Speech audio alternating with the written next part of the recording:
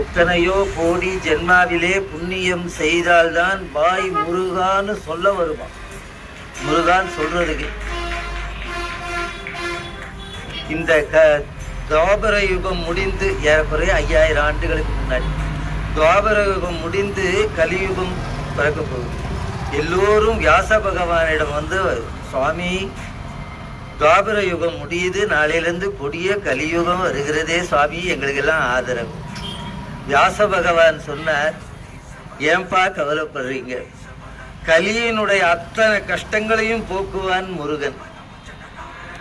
கந்தசிய கீர்த்தியும் அதுலாம் கலி கல்மிஷ நாசினான். கலியினுடைய அத்தனை கல்மிஷங்களையும் முருகனுடைய புகழ் மாற்றும்னர். அந்த முருகனுடைய புகழ் தான் திருப்புகழ்.